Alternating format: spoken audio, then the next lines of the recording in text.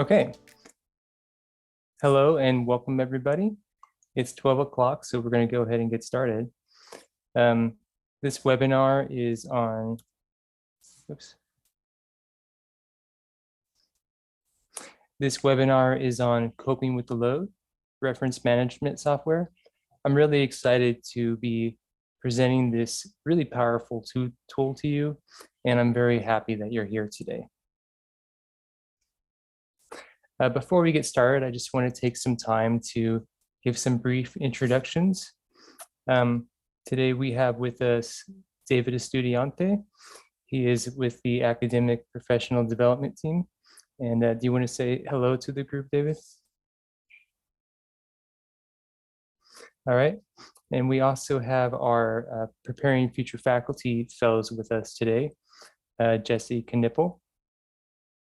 She teaches in PFF 531, which is part of our certificate course in college teaching.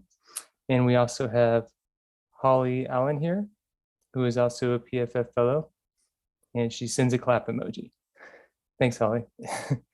She's the social media manager for Preparing Future Faculty and also a PFF fellow. And again, I'm Jonathan Aragon. I'm a PFF fellow. I currently teach PFF 531, and I'll be teaching 530 next semester for our college teaching certificate.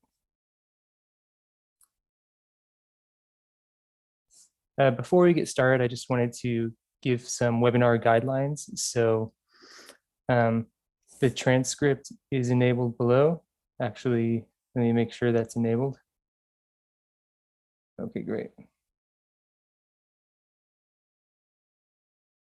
Okay, now it's enabled. So if you want to see the closed captions and see my words as they're spoken, there's a CC button below for closed captioning. If you click that, the text will appear on the screen as I speak, and you can adjust it, the size of it, to meet your own needs.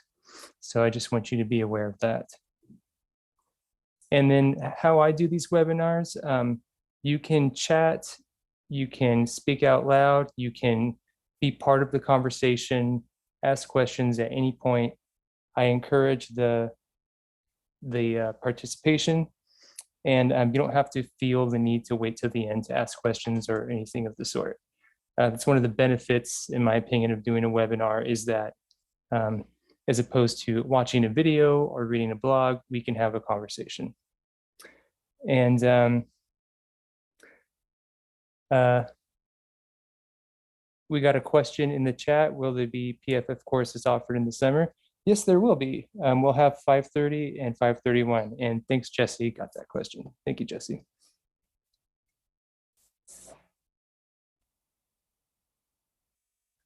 All right. And then I want you to go ahead and feel free to use your Zoom as you're most comfortable with. So you can have your cameras off, you can have your cameras on, you can mute yourself, unmute yourself, whatever you feel comfortable doing. Just be mindful of, if you have a lot of noise or something like that going on. And then in terms of protecting yourself from Zoom fatigue, you may not enjoy staring at yourself for the whole hour. So right next to your name, there's 3 dots, and you can click it and hide self view if that makes you more comfortable. And then general guidelines is sometimes with Zoom, we're really close to the screen. We're really close to other people's faces more than we're used to in real life. So you can adjust the grid view in your Zoom platform or distance yourself physically from the computer screen. And that should reduce some fatigue from being in constant Zoom meetings. All right, and this webinar is being recorded.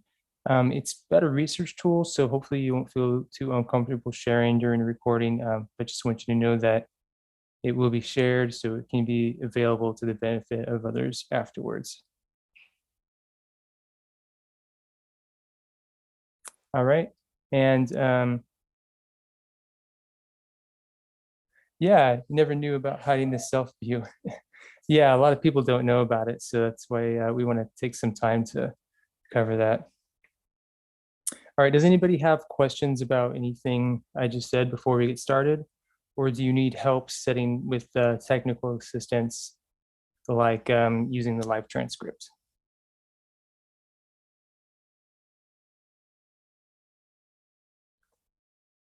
Okay, I assume we're okay. But if you do need help with anything as we go, feel free to just ask at any time. All right, so the essential questions for today are what we will go over is why use a reference manager, how to use one, and where you can find more help for using one.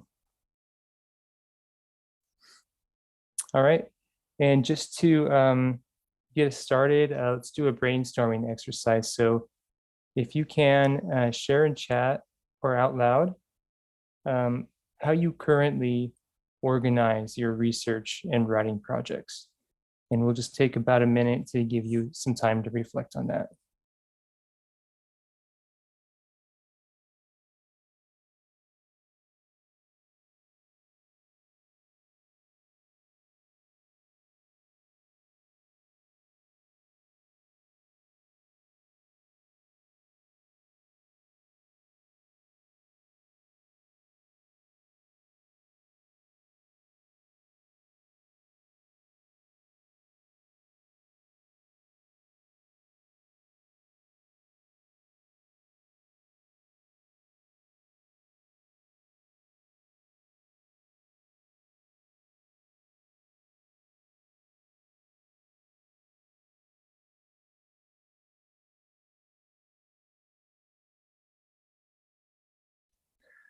All right, we have one person share that they've just started at CGU this semester. So welcome to CGU.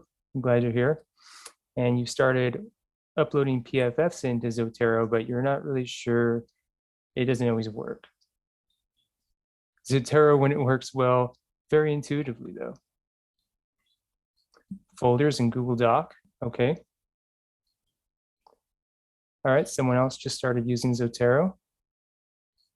It's very helpful, but barely harnessing the potential. Okay, well, we will spend some time showing you how to use a lot of those features today. Google Scholar, copy and paste. Yeah, Google Scholar is a really great resource for finding articles and such.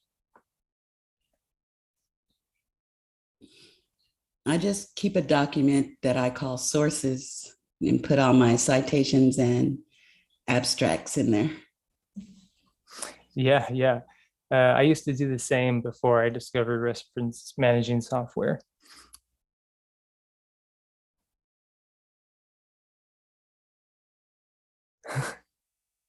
Someone says, I honestly have the most archaic system of pasting things in plain text into Word documents at the moment. Yeah, and I think that's very common.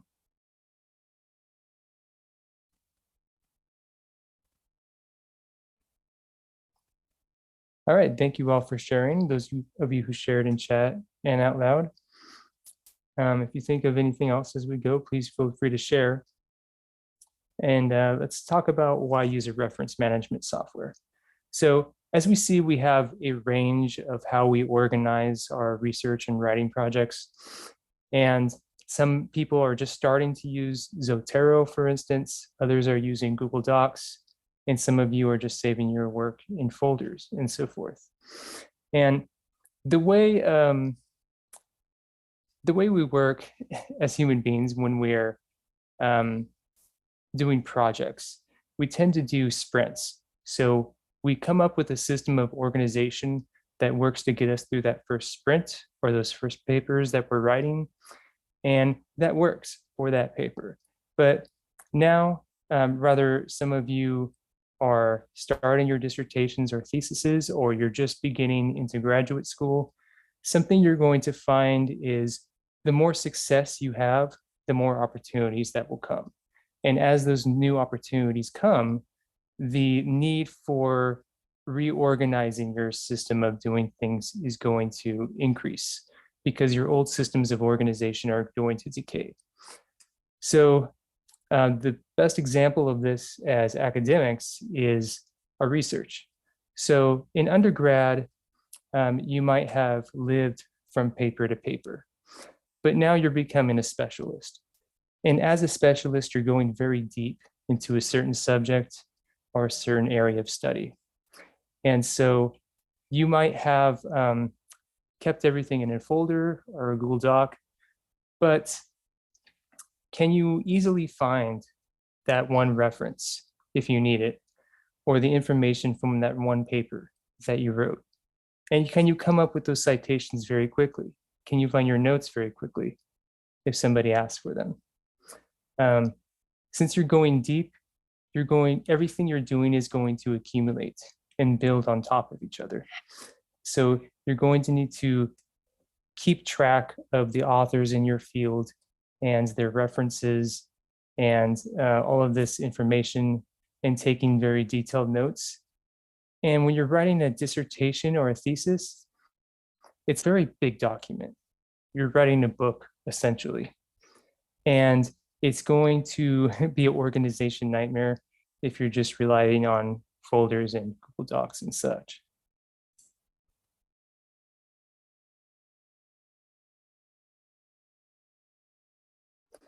So we have a limited external memory. And as I said, you're going to be building knowledge as you go. It will reinforce your memory. Accumulation. So as I say, we're building and building.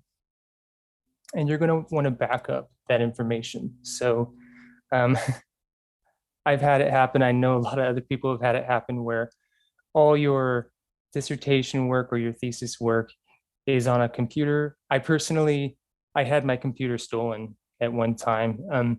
It was sort of my fault. I left my backpack somewhere and somebody snatched it up, and I lost all of my reference work. And I had to essentially start again from scratch. So I don't want you to be in that position. And using a reference management software will have a backup of all your articles and citations and notes and drafts of your papers, for instance, to prevent that from happening.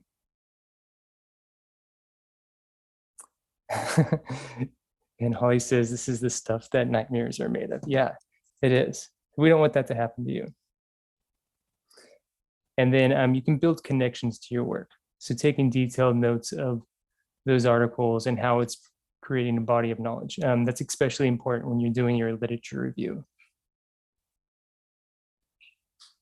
And improve the speed. So I'm sure you've had this happen. I've had this happen where you're working on a research project and somebody asks you, where is that citation? Or maybe you're even writing something and you know there's a citation, but you can't exactly remember where to find it, and you're losing time going back, Google Scholar searching, trying to find that source again.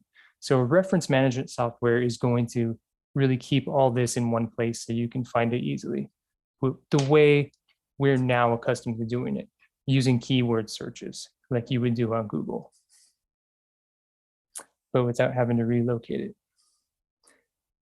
So the conversation connections between authors, being able to search for things by topic, for instance, years and timelines, conversations. If you're doing some sort of thematic analysis or qualitative analysis, being able to search based on themes.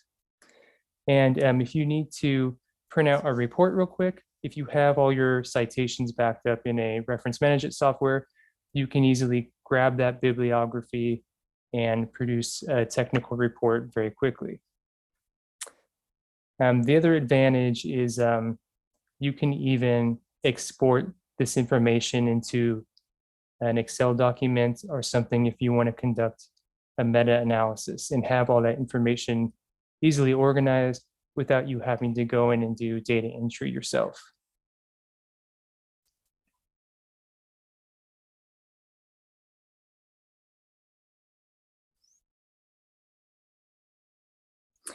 A reference management software will also give you the ability to add in this extra information. So it won't just be having, you can keep the PDF of the article itself along with the references and citations, but you could put really anything in there. You can put links to videos, snapshots of the web page that you got, because sometimes web pages decay or they become outdated. So you'll have a copy of that automatically backed up in your reference management software. Images of blogs, quotations, and so forth. And then drafts of your own papers, right? This is important. Are you keeping track of all your different versions of your drafts?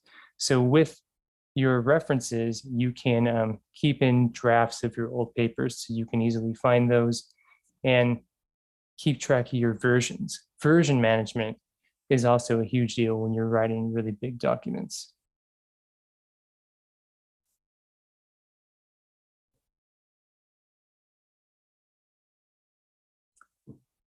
Easily export bibliographies. I think the other thing that we haven't said here is the groups. So the reference management software will also give you the ability to add groups. So if you want to collaborate with other people, or if you want to have your advisors have access to your bibliography in the articles that you're collecting for a project or for your dissertation, you can add groups of people in there too.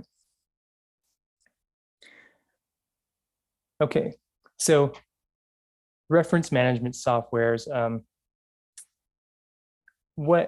how many are there? There's a lot of different kinds of reference management softwares, everything from EndNote to Mendeley, RefWorks, and so forth. But today we're going to talk about, let me see if I can get my,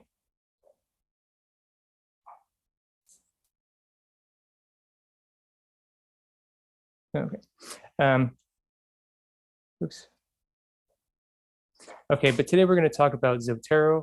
We prefer Zotero. At this university, we have a lot of support for Zotero at the Writing Center, at the library, and other academic professional development teams. So we like Zotero because it's open source. So a lot of these other reference management softwares are paid, and we don't like that. Why? Because we want knowledge to be easily shared and created. And the more people that can do research and have access to research tools, the more knowledge gets produced, the more access people have to that research, and the better of a society we have. So the world is just a better place when we make research tools free and available to everybody, because we want a diversity of perspectives. We want a diversity of knowledge being out there. And if we limit our research tools to only those tools that are paid for, then we're only getting the perspectives from that small privileged group. So we want open source software that's free for everybody because it gives us more robust knowledge. And Zotero is an open source software, so we like to support those sorts of tools. The other reason we use Zotero is not only is it open source, it's really good. It's good at what it does. So if it was open source, but it wasn't great, there might be some compromise there, but it does everything you probably could need it to do, and it's open source.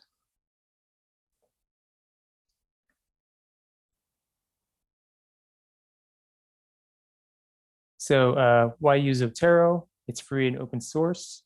It works with Word, Google Docs, and LibreOffice. So Holly, you said that you use Google Docs. So Zotero will work with Google Docs if you prefer to use that Google folder system, but you want to incorporate that reference management software. I will also add that it also can embed into your browser. So if you use really with most browsers now, you can have an extension for Zotero, and you can just with one click download your citations and your references onto your desktop, back it up at the web at the same time. And it's not tied to any specific PDF reader. So if you use, for instance, what is the one called on?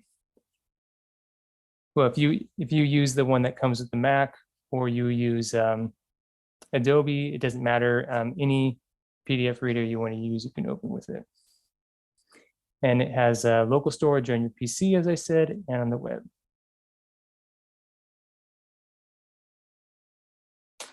All right, so how to use it. It has all these features, but I'm more of a show don't tell kind of person. So I'm just gonna go take a moment here and show you how to use it and all the cool things that it can do. Preview, yeah, yes. Preview is the PDF reader on Mac. Thank you so much.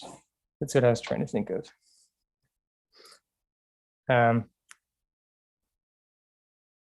So I'll show you how to do all these things. Add folders, tags, searches, sort, adding notes, and so forth, and how to use it with Microsoft Word. And then for those of you that have the slides, I have all the information I'm going to show you step by step in the slides for later use. Okay.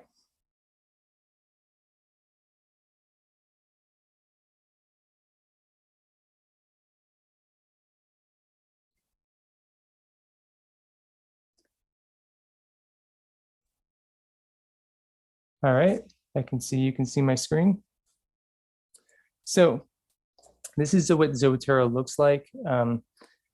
I'll provide all the links at the end of the webinar today, so you can download it.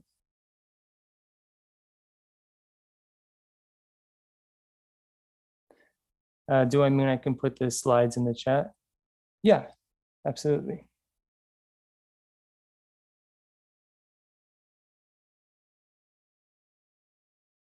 Here you go. Oops, I meant that to go to everyone. There you go. There's the slides if you need them. Okay, so when you download Zotero, this is what it looks like.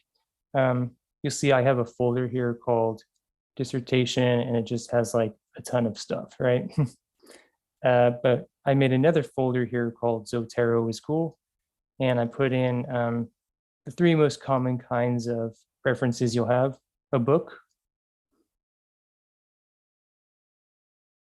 some periodicals, and a web page. Okay. So you can create the folder of any kind here, and that will organize your projects. Now, I personally like to keep everything in one folder so I can access those references accumulating very easily. But if you're writing a specific paper or doing a specific project, you probably will want to just create one folder for that project. And right now I have the one called Zotero is cool. Now, you can easily add in the information here. So if you put in the digital object identifier or the ISBN for a book in here, it will automatically go pull all the metadata from the internet, compile it into there. And so, for example, here's an article I added just using the DOI. And it automatically added the article, the title, the information, the abstract info, and so forth. And if I were to do it again in this new folder I created, you could just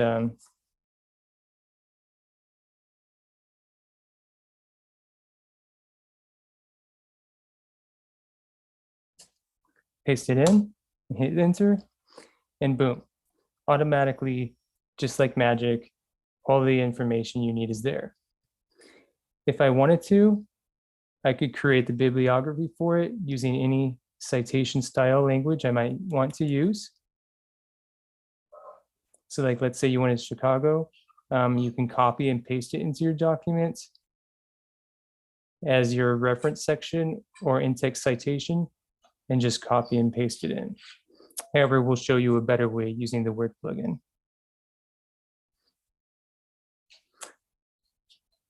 Similarly, let me find a web page here.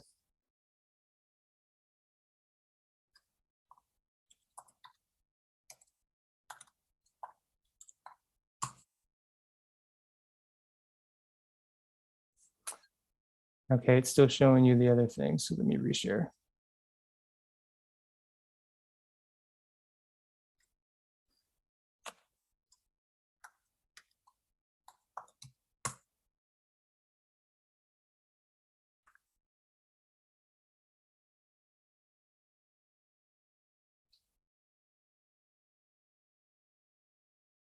It's recognized as a web page.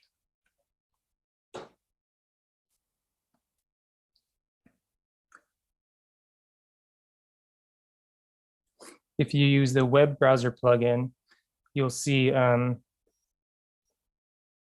right here up at the corner, it has a save to Zotero button. It just looks like a paper. And if I click this, it's automatically adding that article to the reference management software. And it's also taking a screenshot of it. And in some cases, it will also automatically add the PDF of the article for you too.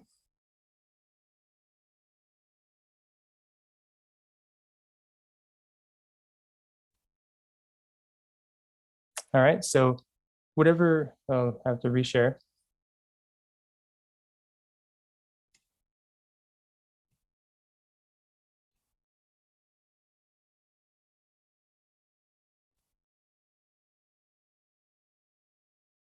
Okay.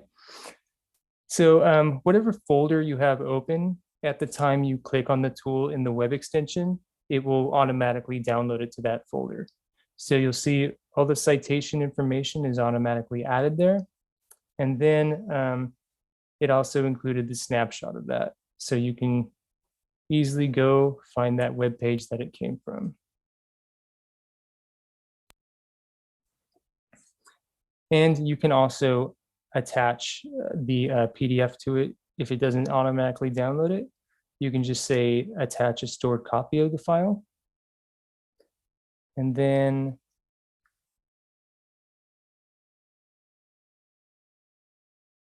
I thought I had a PDF in here, but I'll just attach a draft of a paper that I worked on as an example, and it will attach that right in there. And if it's a PDF, it will automatically read it in this example I have here.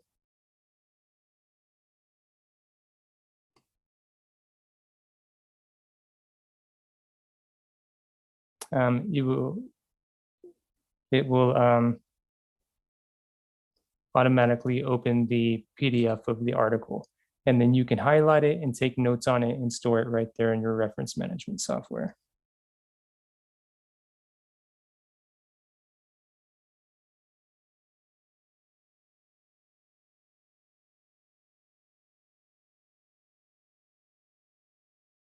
Okay.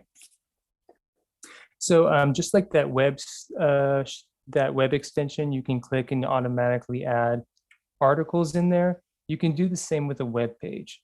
So with Google Scholar, you can grab citations easily. What's harder sometimes is getting a web page.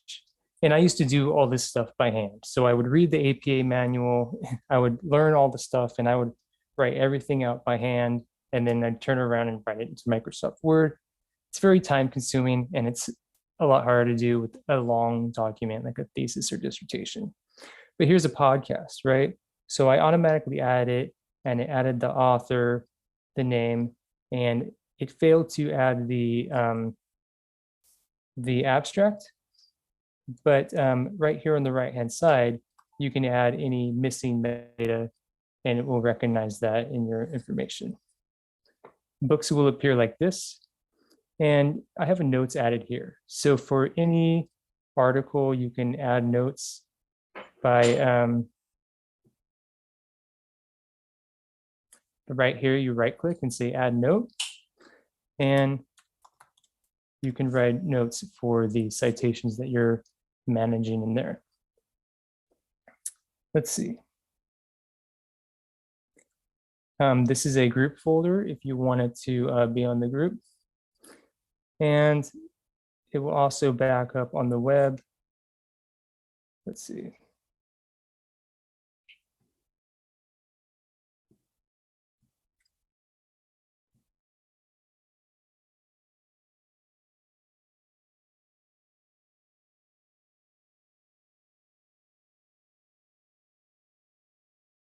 Reshare. Sorry, this is why I usually just do screenshots, because with Zoom, you have to stop and reshare every time you change a web page.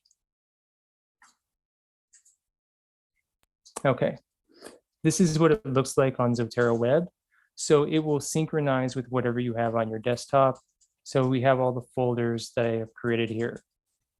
So this is essentially the backup that I was speaking of.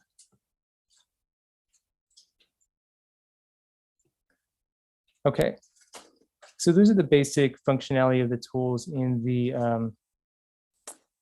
the software itself. But you want to know, how is this going to help me with my writing? I think that's where it's like the coolest features lie. So let me show you how that works.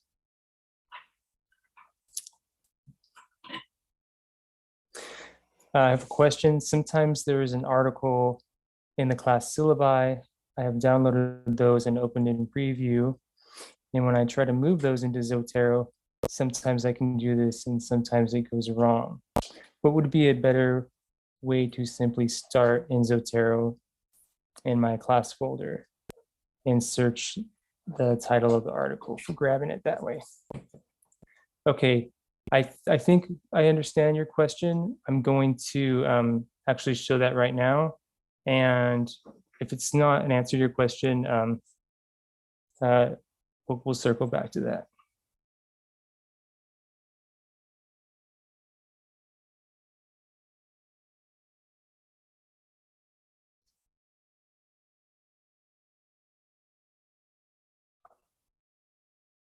Yeah, of course.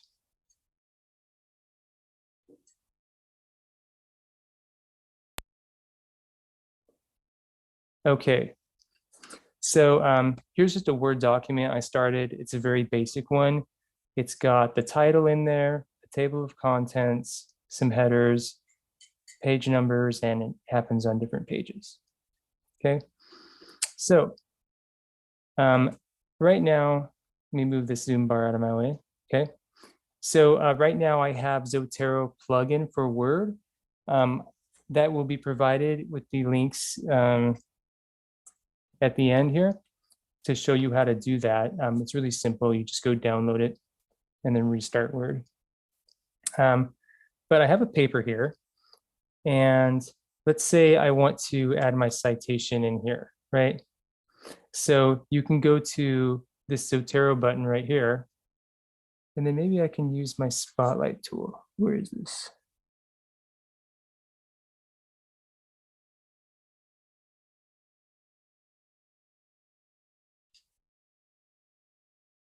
Ah, all right, I can't find it. That's the trouble with using someone else's Zoom. Okay, so I'm going to insert a citation right here. So as you can see, it says add edit citation in the Zotero plugin. So I'm just going to click it. And when you first start, it's going to, oh, you can't see this.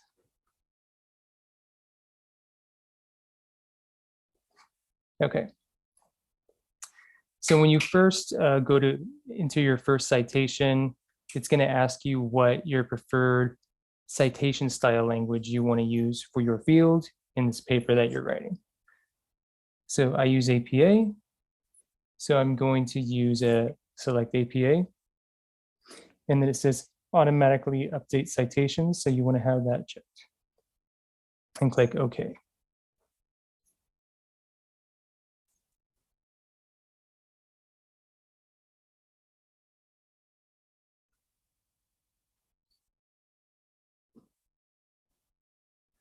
Okay.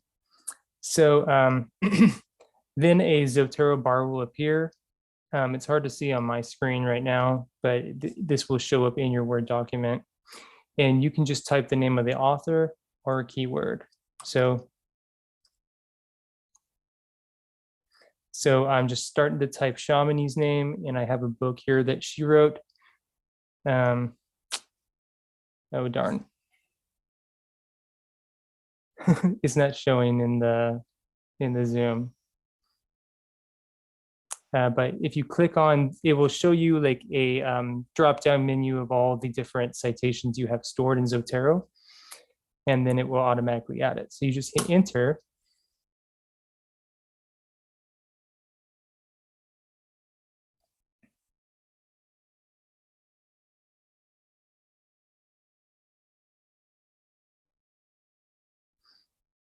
And then right away, we'll add the in-text citation for you. So I'll highlight it in yellow.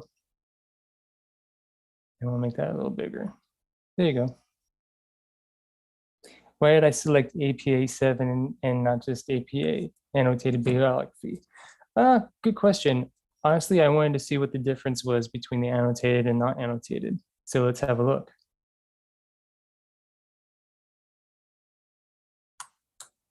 So now at the bottom of the document, it says add, edit bibliography. And so the first time you will add the bibliography in here.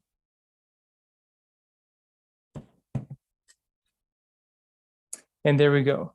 It automatically produced the bibliography associated with that in-text citation. I believe the annotated bibliography adds this extra metadata like the web page.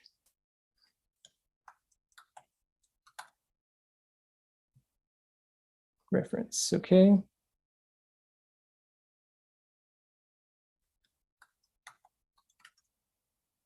References.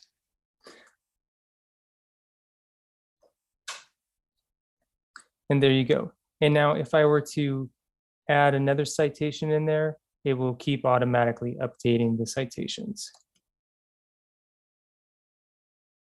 So again, I go to add citation. And then I'm going to go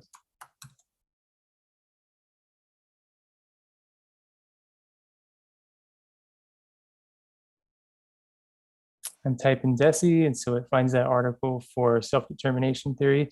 I just hit the return key.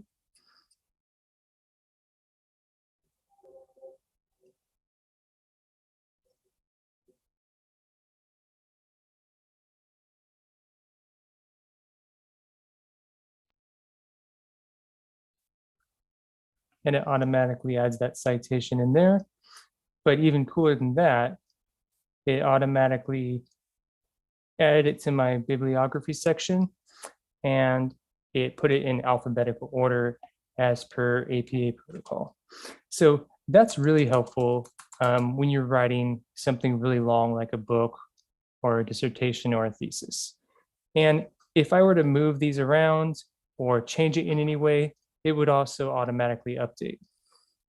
Now, here's the coolest thing.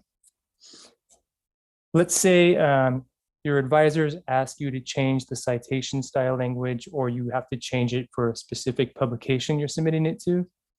Right here on the document preferences, you can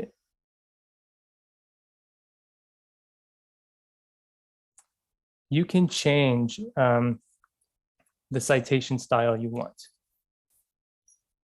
So IEEE, we're going to go with that and change it to that.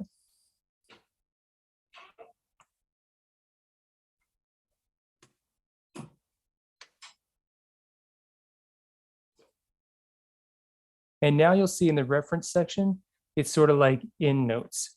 So it has the bibliography numbered here. And if we go to our original citations, it already went ahead and numbered them. So this is really hard to do in a really long document because you really don't want to have to go through and change all your citations to numbers. Or if I move this paragraph down here, you don't want it to mess up the number ordering. Or if I change the citation that happens here or there, it will automatically update the number ordering and the page numbers and so forth. So you can easily just change the citation style language for an entire document at any time you want to.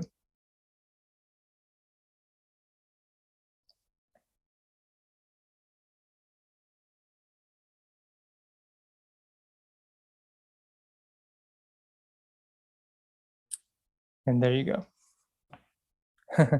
Someone says, yes, that is cool. Yeah.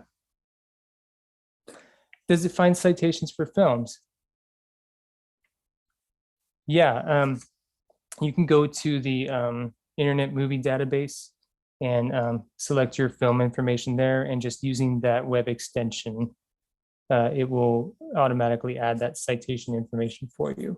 And if you have to adjust the metadata you can do that easily. All right, let's go back to the slides then, where I can share some resources with you and also show you some of that stuff without having to flip back and forth between screens. So sorry about that.